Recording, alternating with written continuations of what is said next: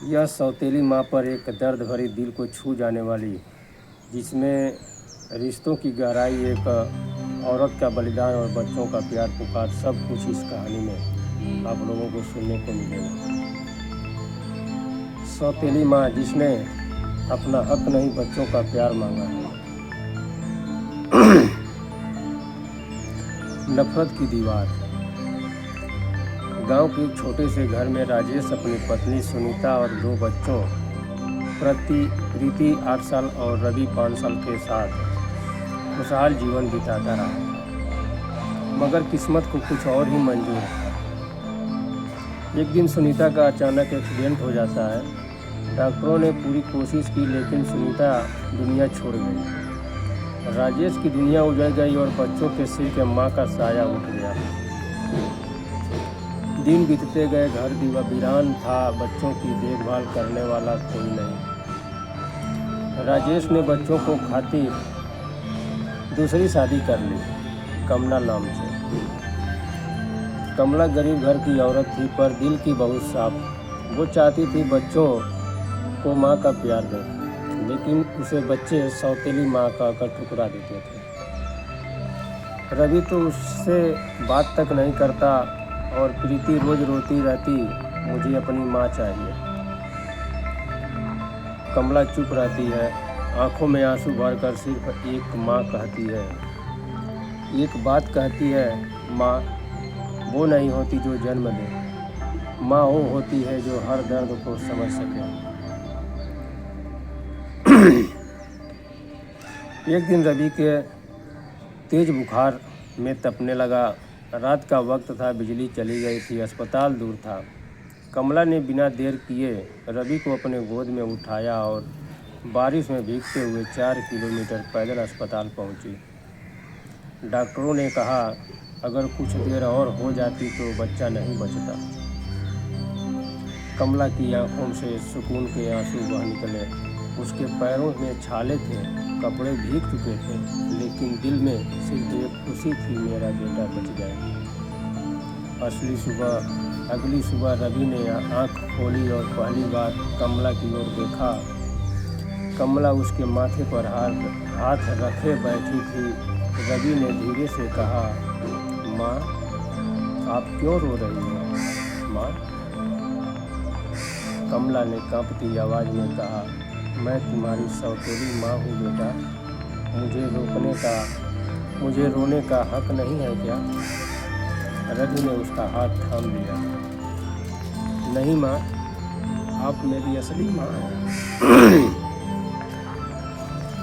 नहीं माँ, आप मेरी असली माँ हैं, क्योंकि आपने मेरे लिए जान दांव पर लगा दी। उस दिन से घर बदल गया। प्रीति और रवि दोनों उसे माँ कहकर बुलाने लगे। राजेश भी उसकी त्याग और ममता देखकर भावुक हो उठा। आंखों में आंसू लिए मुस्कान। सालों बाद जब बच्चे बड़े हुए तो कमला बूढ़ी हो चुकी थी। एक दिन प्रीति ने कहा, माँ आप सौतेली नहीं थी, आप तो भगवान का रूप थी।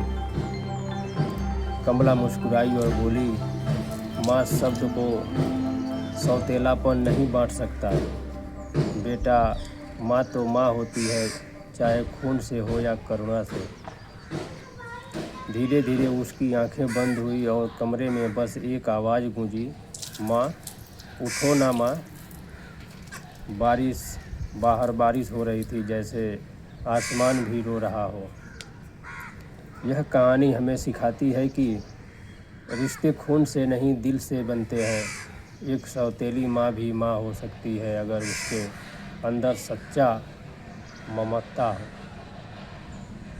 दोस्तों कैसा लगा कहानी आप लोग कमेंट बॉक्स में बताइए और हाइप करना ना भूलें। धन्यवाद। एक सुंदर जंगल में एक तेज खरगोश रहता था। नाम था चंपू। और एक छोटा शांत और मेहनती कछुआ था, गोपाल नाम था। खरगोश को अपनी तेज रफ्तार पर बहुत गर्व था। वो हर जानवर से कहता था, अरे भाई मुझसे तेज कौन भाग सकता है, मैं तो जंगल का शेर हूँ स्पीड का। गोपाल मुस्कुराकर कहता है, अच्छी है, पर निरंतरता और धैर्य भी जरूरी है। चंपू भाई, खरगोश हंसता है, तेरे जैसा रेंगने वालों को क्या पता जीत क्या होती है। उसी बीच चुनौती आती है। एक दिन जंगल में राजा शेर आया और बोला, आज जंगल में दौड़ प्रतियोगिता होगी, विजेता को जंगल का गौरव पदक मिलेगा। खरगोश तुरंत उछला, राजा जी, मुझे किसी से डर नहीं, मैं जीतूंगा।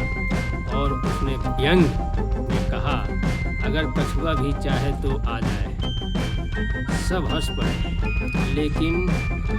लेकिन गोपाल शांत स्वर में बोला, ठीक है चंपू, दौड़ में भी लगाऊंगा, जीतने के लिए नहीं, सीखने के लिए।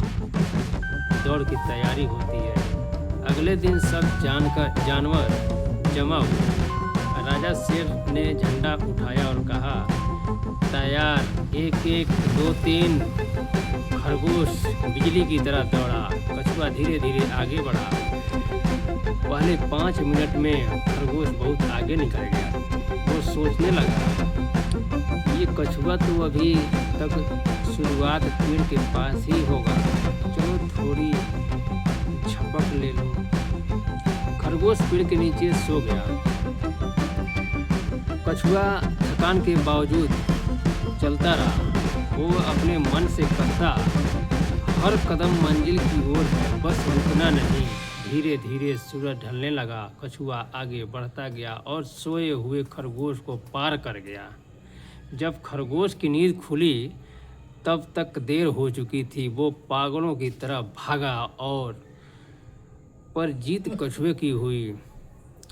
पहली दौड़ का परिणाम जंगल तालियों से गूंज उठा। राजा शेर ने कहा, कछुआ जीत गया क्योंकि उसने रुकना नहीं सीखा। खरगोश सिर झुकाकर बोला, मैंने अपनी गति पर घमंड किया, पर मैंने निरंतरता को कम आंका। सबने सीखा, धीमी चाल पर स्थिरता तेज चाल से बड़ी होती है। खरगोश ने अपनी गलती मानी और गोपाल से कहा, इस बार तो मैं अपनी नींद में नहीं लूँगा, क्या तुम भी फिर दौड़ लगाओगे? कछुआ बोला, हाँ जरूर, लेकिन इस बार रास्ता लंबा और कठिन होगा। दोनों फिर से दौड़ में शामिल हुए। इस बार खरगोश बिना रुके भागा और जल्दी ही जीत गया। कछुआ मुस्कुराया, देखा, जब तेजी निरंतरता के साथ मिल जाए तो सफलता तय होती है। कछुआ ने प्रस्ताव दिया, अब तीसरी दौड़ लगाते हैं, लेकिन साथ में टीम बनकर। खरगोश बोला, कैसे? कछुआ बोला, नहीं आएगी तो तैर कर ले जाऊंगा, जमीन आएगी तो तुम दौड़ कर। राजा शेर ने मंजूरी दी। दौड़ शुरू हुई। पहला हिस्सा जमीन का था। खरगोश ने फुर्ती से आगे बढ़ाया। फिर नदी आई। खरगोश तैर नहीं सका। कछुए ने कहा, अब तेरी बारी। उसने खरगोश को अपनी पीठ पर बैठाया और नदी पार कर दी। दोनों मिलकर मंजिल पर पहुँचे और इस बार दोनों को विजेता घोषित किया गया। राजा शेर ने दोनों को बुलाया और सवाल किया, शेर, कछुआ तू कैसे जीता पहली बार? कछुआ, क्योंकि मैंने रुकना नहीं सीखा, चाहे कितना भी धीरे चला। शेर, खरगोश तू क्यों हारा? खरगोश, क्योंकि मैंने अपनी जीत को निश्चित मान लिया और मेहनत को हल्का। शेर, और तुम? दोनों साथ आए। दोनों एक साथ बोले, क्योंकि तब हमने समझा असली जीत किसी को हराने में नहीं, साथ लेकर चलने में है। जीवन का संदेश। कहानी यहाँ ख़त्म नहीं होती। वर्षों बाद जब जंगल में नई पीढ़ी की बच्चे बड़े हुए तो वो अक्सर पूछते हैं, कौन जीता असली दौड़ में? और हर बार बुजुर्ग जानवर कहते हैं, कछुआ और खरगोश दोनों, क्योंकि दोनों में जीवन की दौड़ में अपने अपने अंदाज में जीतना सीखा। जीवन की दौड़ में तेज होना नहीं, लगातार चलते रहना ही असली सफलता है। और अगर साथ चलो तो मंजिल और भी सुंदर होती है। वीडियो अगर आप लोगों को अच्छा लगा हो तो लाइक शेयर सब्सक्राइब और हाइप साथ में करते रहिए। धन्यवाद।